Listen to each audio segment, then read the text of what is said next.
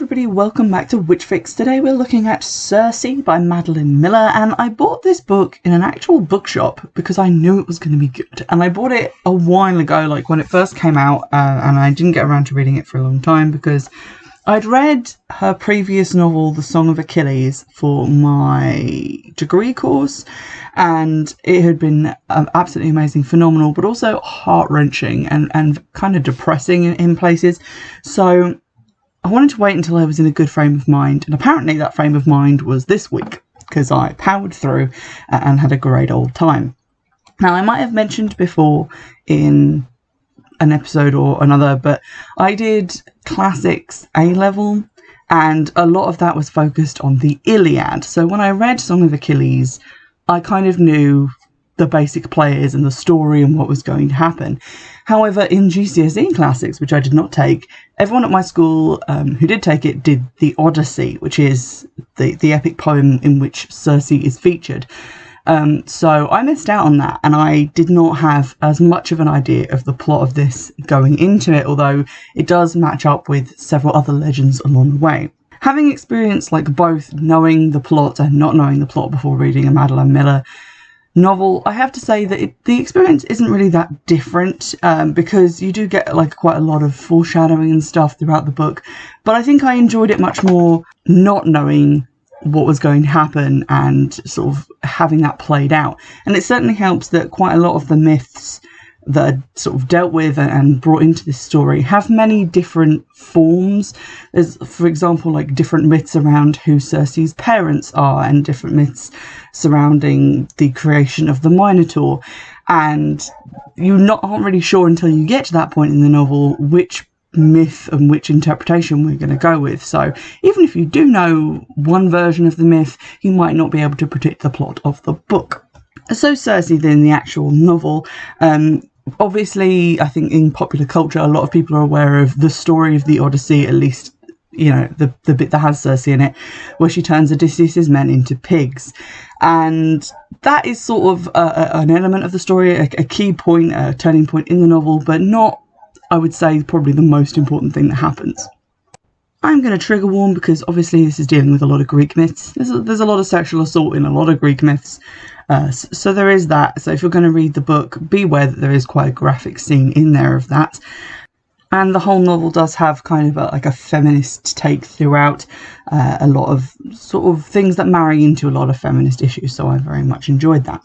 So the story of Circe then is a story of kind of an underdog for the first half of the novel.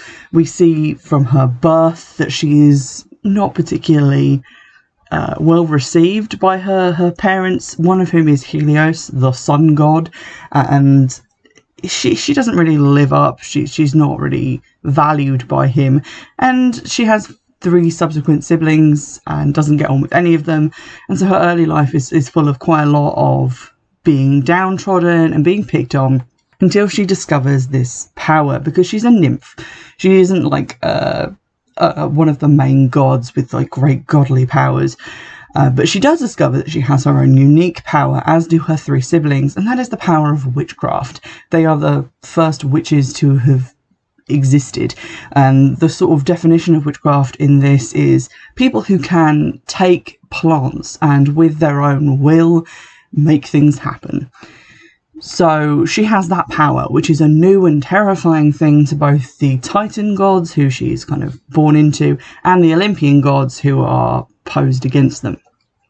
So there's a lot of upheaval in the early part of the novel as she comes to grips with this power, and we see a lot of different stories pulled into her narrative. For example, the creation of Scylla, the giant sea monster, which sits opposite Charybdis, is like a sailor's nightmare of an area. And eventually she does end up on her island, which is where she is in the Odyssey. Then the story keeps going, and I kind of kept going past the point at which I thought it would. I thought it would kind of end with her encountering Odysseus, because I thought, that's quite an important moment. But that is really sort of the midpoint of the novel, and from there things get a lot more complicated. There's a lot more uncertainty, and the conclusion was very rewarding, and I thoroughly enjoyed this book. I found it incredible. I found it very emotionally effective. I couldn't read large portions of it without having to go away and have a think. And I was sad when it was over, which is always a good sign of a really good novel. I also loved, and this is sort of throughout the whole book, the very idea of witchcraft and the way that it was talked about. So, for example, on page 59, Circe is kind of discussing this talent for sorcery with her brother, who kind of grows up and grows away from her and becomes very cold and very unpleasant. But she basically asks him, because she is new to this power of sorcery and witchcraft, and this is like, I guess, kind of like the second spell that she's ever done. She asked him to help her because he seems to have more of a grasp on this. She says,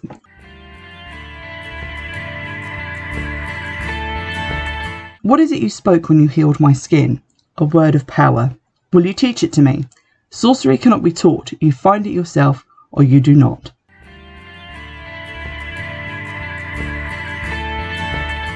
I think that's kind of largely right. It sort of harkens back to an idea that I'm very passionate about, the intuitive nature of witchcraft, in that in many cultures all over the world at different times throughout time, people have had practices that look quite similar. So it doesn't really stand to reason to me that the only way that you could find out like how to be a witch and how to practice witchcraft is by buying a book that someone else has written about it, or being lineaged to a family that can teach you, or joining a coven that will teach you. It's something that anyone can find because it's just intuitive. It's something intrinsic to human nature, the practice of witchcraft. And I really liked the way that was put forth in the book. The way that Circe initially thinks that these plants that she's using are magical, which they kind of are in their own right. They are made from the blood of gods that was spilled on the land. She thinks that it's them that's doing it. And while they are definitely helping, it is her who is shaping the intent of the spell and creating from it, although with slightly unpredictable results. So you sort of see her discovering witchcraft through her own endeavours, and that's a really nice point in the story. You see her finding this power, and then later on you see her grow into it and begin to use it in an incredibly commanding way. And part of that was on page 72-73, which I've marked because I kind of want to photocopy this and put it into my herbiary because it lines up so well with sort of personal experiences of working with herbs. I think that's really what I connected with most in the book, but also with just general wisdom. And here it is.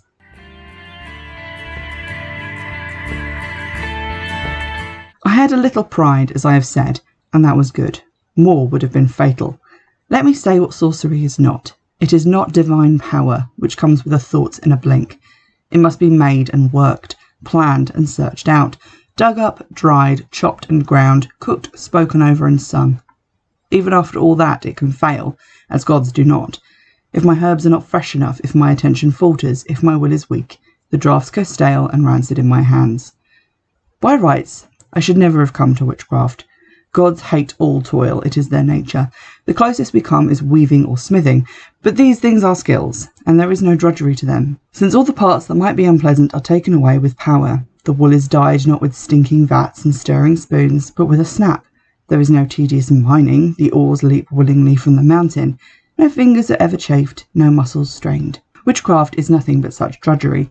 Each herb must be found in its den, harvested at its time, grubbed up from the dirt, culled and stripped, washed and prepared. It must be handled this way and then that to find out where its power lies.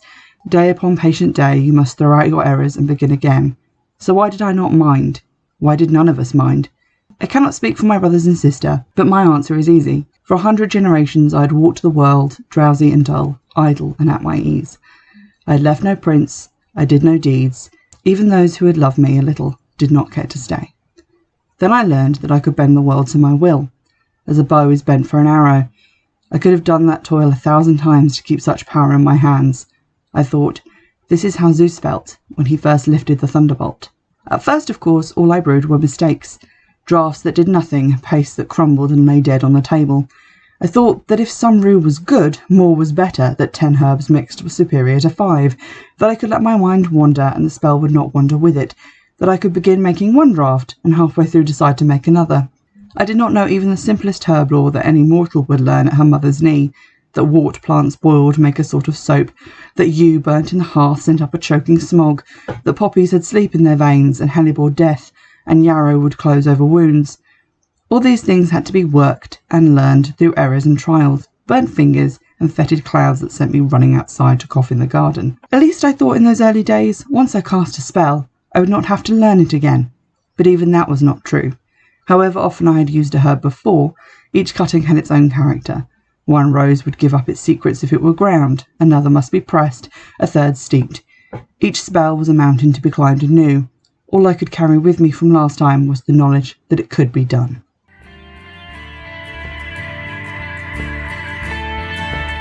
I really like that passage. I read it several times when I passed it, and I think it is the perfect way to kind of sum up intuitive witchcraft and to talk about how we discover things and how things were originally discovered before they were mass marketed and produced in many paperbacks. Obviously, there are now some kind of cheat codes, if you will. You can just pick up Scott Cunningham's Book of Herbs and learn quite a bit about herb lore. You don't have to learn it from one specific person or just be that person who has to discover it for themselves.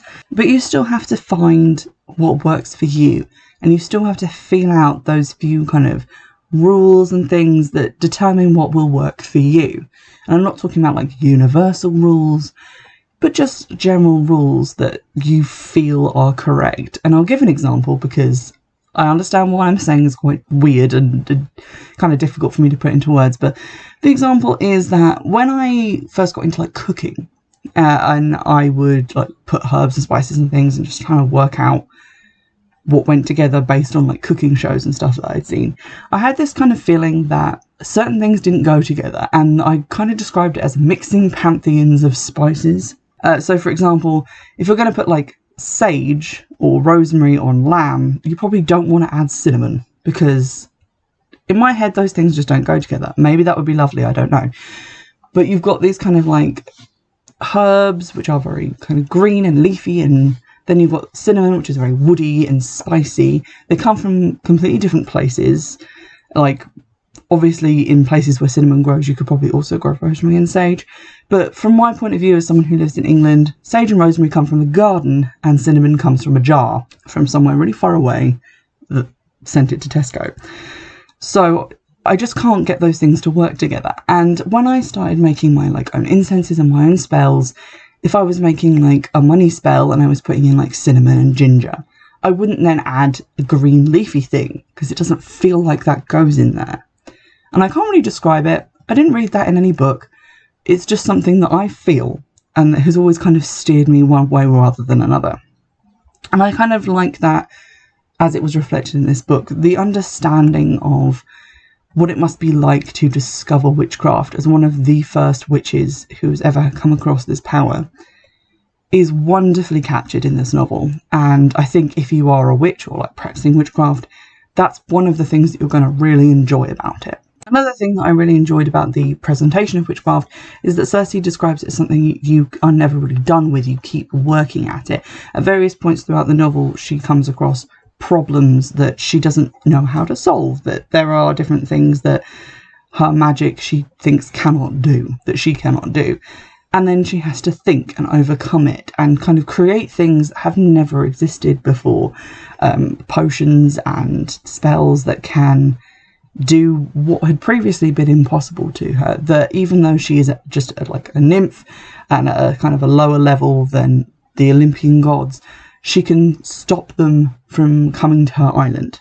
She can lay out that much power, and it has a cost to it, but she can work out how to do it, and it's that kind of invention and that inventive spirit which I really liked about her character. Now, throughout the novel, she is visited by various different characters from Greek mythology. For example, Medea and Jason.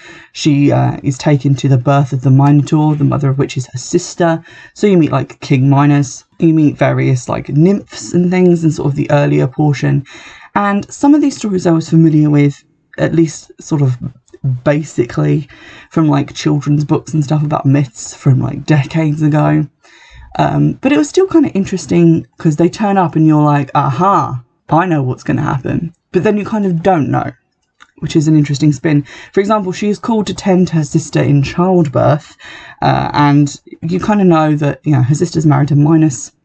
Daedalus comes to collect Circe, and he's like, oh, this is all my fault. You're like, I know what she's pregnant with. It's the Minotaur. And then you have to kind of wait and see what's going to be revealed to Circe, what she's going to find out about. And then there are other aspects to the myth that you didn't know. So that's also very interesting. There's also a really kind of feminist take on power and trust and love in sort of the second half of the novel. We find out why Circe ends up turning so many men to pigs when they visit her island. And there was kind of a moment of justice in that, a really good, it kind of felt like one of those movies, like A Promising Young Woman. You see, you know, men doing terrible things and being punished for it, or attempting to do terrible things and then being punished for it. And you kind of go through the stages of grief and anger with Circe herself, and then her relationship with Odysseus and everything that follows. And it feels very cathartic. It's a very good story, and it's layered with witchcraft on so many different levels, not just the fact that Circe is a witch, but in the way she talks about power, in the way she talks about womanhood and skill and her isolation. It is a very impressive book, and it's always hard for me to talk about books that are so good, because I feel like when you're trying to talk about it, you can just say, like, it's good. And it takes a while to work out how something is good, because we tend to realise why something is bad, because that's obvious. But if everyone knew what made an excellent book, then everyone would write those. But this is kind of a rare thing. It's probably one of the books that I've enjoyed the most through my reading for the podcast. I am going to keep it. I am going to photograph that page that I read to you and stick it into my book of shadows so I can look at it again and again and again. And it is an incredibly rewarding book, and one that I think you should definitely get your hands on and read, because I don't think I've ever read anything like it. I hope you've enjoyed this review. If you have any other books that you'd like to recommend to me, drop them in the comments section on the YouTube version of this podcast episode, or send them over to me via Twitter. You can also send them by email. I check that maybe once a month. So, you know, if you're prepared to wait, good on you. And in the meantime, I'll see you in the next episode.